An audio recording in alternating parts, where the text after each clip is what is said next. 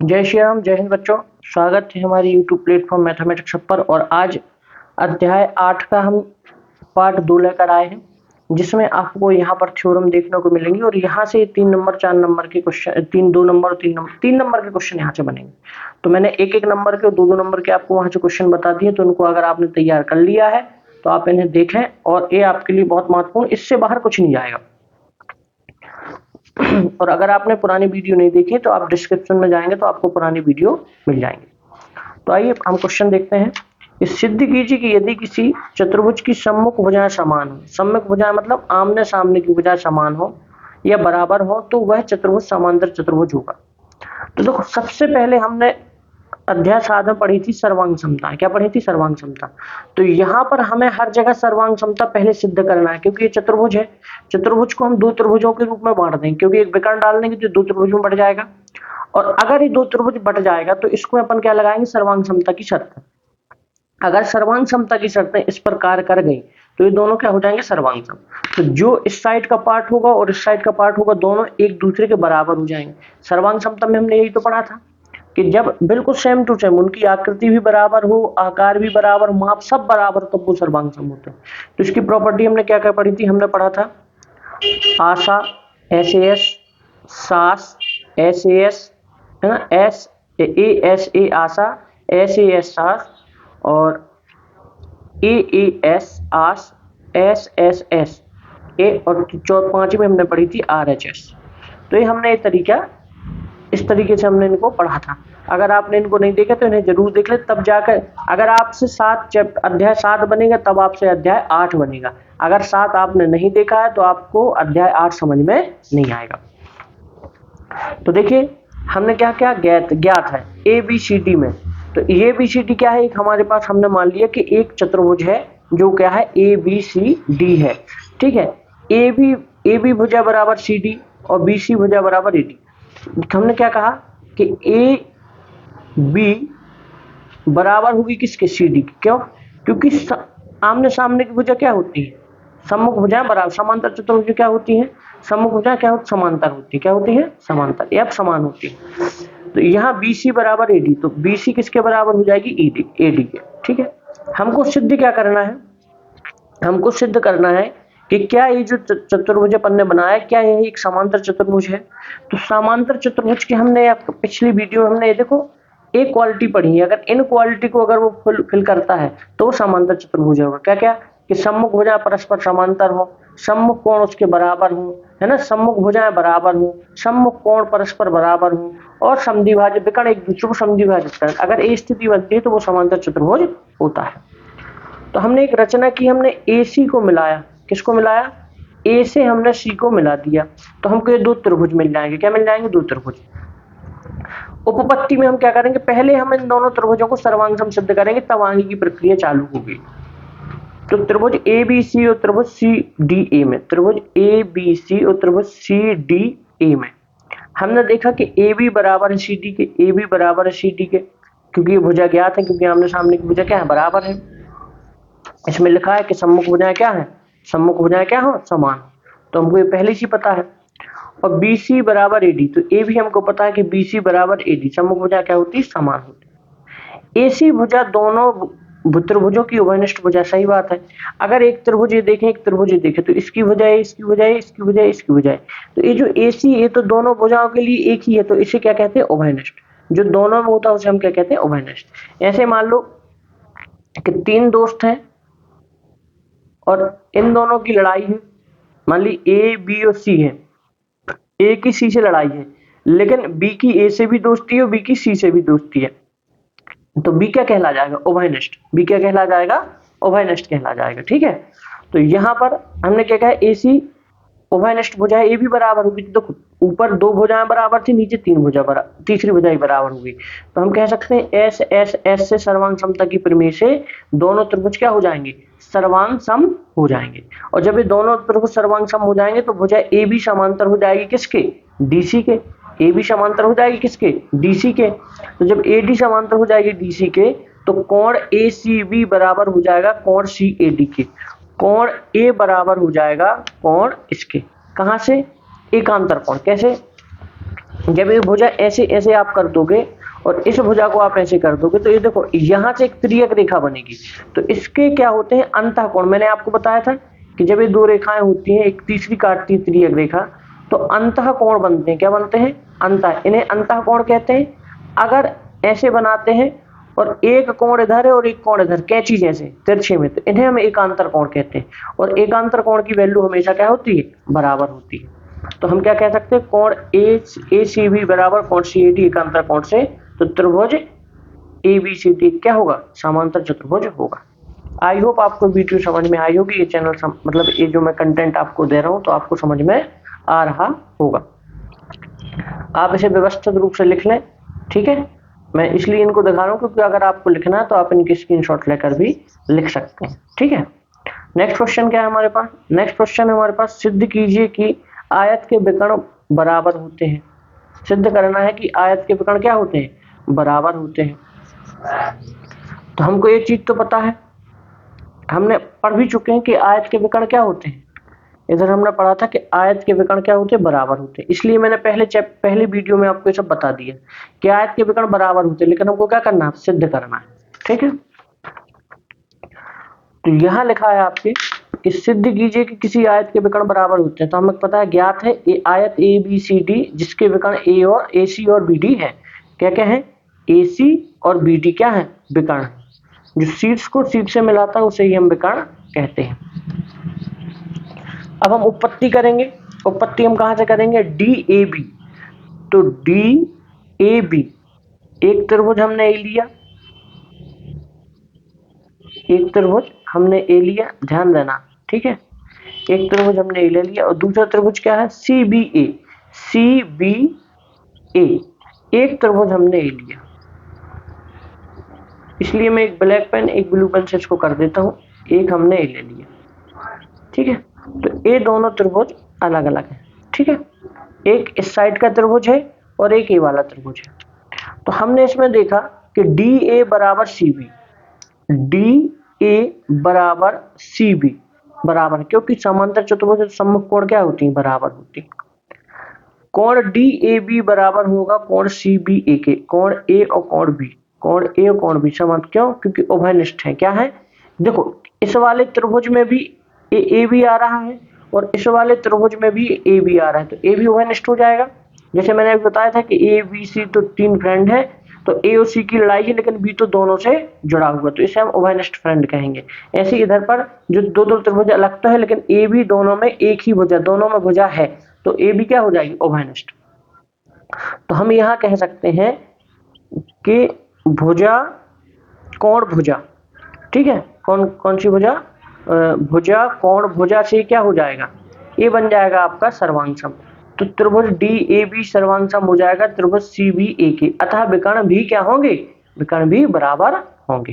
तो ये आपको ध्यान रखें, जब ये समांतर हो गए तो विकर्ण आयत है तो ये क्या होंगे, बराबर होंगे।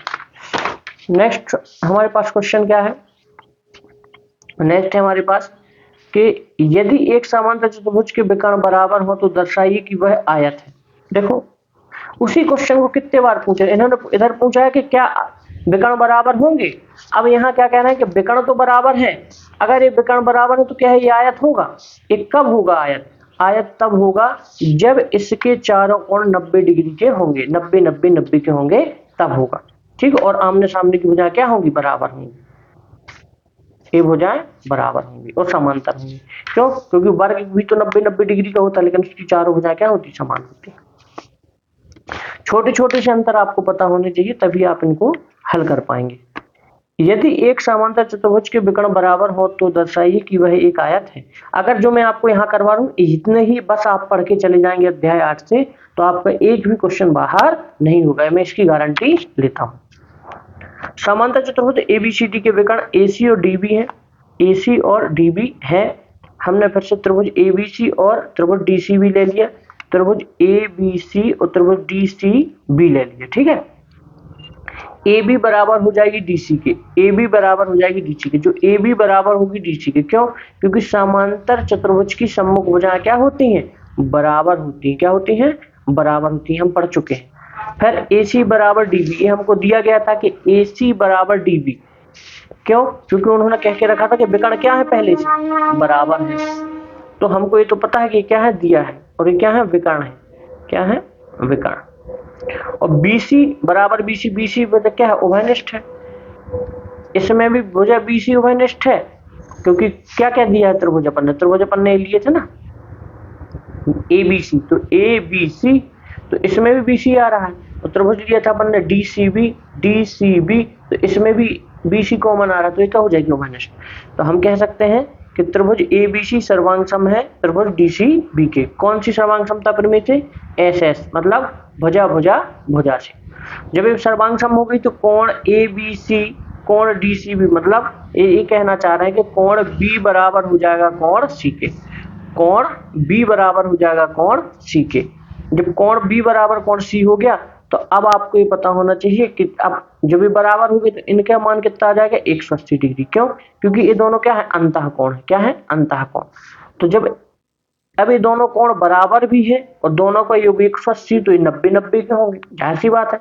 जब दो व्यक्ति हैं और दोनों व्यक्ति के पास बराबर पैसे और 180 रुपए हैं, तो जब बराबर पैसे हैं और 180 रुपए हैं तो 90-90 रुपए ही होंगे। तो यहाँ दोनों का मान क्या आ जाएगा, 90-90।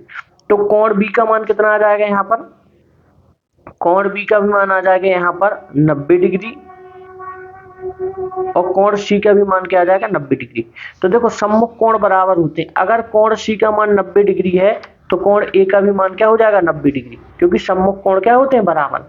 और अगर कोण B का मान 90 डिग्री है तो कोण D का भी मान क्या हो जाएगा, 90 डिग्री, क्योंकि सम्मुख कोण क्या होते हैं, बराबर होते हैं। तो इसी से हमने कह दिया कि कोण A बराबर कोण C तथा कोण B बराबर कोण D।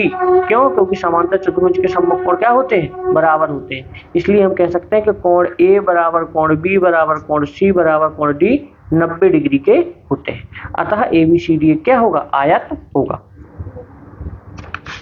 तो आई होप आपको समझ में आ रहा होगा। अगर आज चैनल पर नए हैं तो इसे सब्सक्राइब जरूर करें, वीडियो को लाइक करें, कमेंट करें, और अपने दोस्तों के साथ शेयर जरूर करें जो 9th पढ़ रहे हैं। यहाँ लिखा है, सिद्ध कीजिए कि किसी समचतुर्भुज के विकर्ण परस्पर लंबवत होते हैं। क्या होते हैं, परस्पर लंबवत होते हैं। लंबवत होते हैं मतलब यहाँ पर हमको बताना कि 90 डिग्री का कोण बनेगा, यही तो सिद्ध करना है, यही तो सिद्ध करना पड़ेगा ना, तभी तो वो लंबवत होगा। ठीक, पहले क्वेश्चन को समझा करो। अब हमने लिखा, ज्ञात है कि समचतुर्भुज ABCD के विकर्ण AC और BD एक दूसरे को O बिंदु पर प्रतिच्छेद करते हैं। सही बात है, ये O बिंदु पर एक दूसरे को कहाँ काट रहे हैं, कौन, AC और BD। हमको सिद्ध क्या करना है, हमको सिद्ध ये करना है कि AC लंब है BD पर, AC लंब है किस पर, BD पर, मतलब यहाँ पर 90 डिग्री का कोण बनना चाहिए, तभी तो ये लंब होगा।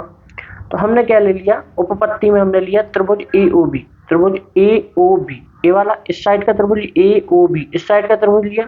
दूसरा हमने त्रिभुज COB, तो COB, तो एक त्रिभुज तो हमने ए वाला लिया और एक त्रिभुज हमने ए वाला लिया। ठीक है, तो हमको पता है OA बराबर OC समांतर चतुर्भुज के विकर्ण परस्पर समद्विभाजित करते हैं। समद्विभाजित का मतलब वही जो हमने पिछली वीडियो बताया था कि अगर मान लीजिए कि इसकी 20 मीटर लंबाई है, 20 मीटर, और इसकी मान लीजिए 14 मीटर लंबाई है, तो इसको ये 7 मीटर पे इधर, 7 मीटर पे इधर काटेगा, और इसको 10 मीटर पे इधर और 10 मीटर पे इधर काटेगा, तो क्या हो जाएगा, ये समद्विभाजित कहलाता है। ठीक है, बराबर हिस्से में काटना।